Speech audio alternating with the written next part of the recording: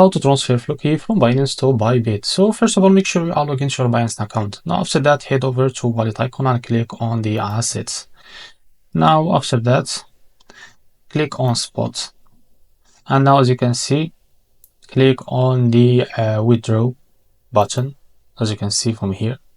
Now after you click on it, now search for FLOKI like this. Now after you find it selected, as you can see, make sure to select the address, and you need the withdrawal address. Now select the network as a BIP20.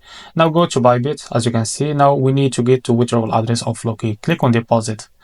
Now after that, click for here and type FLOKI like this. After you find it, click on it.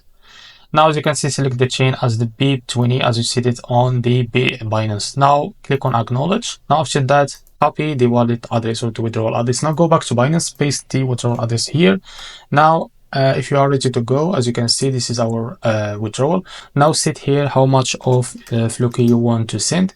Now as you can see, because I don't have any FLOKI, so they show me this.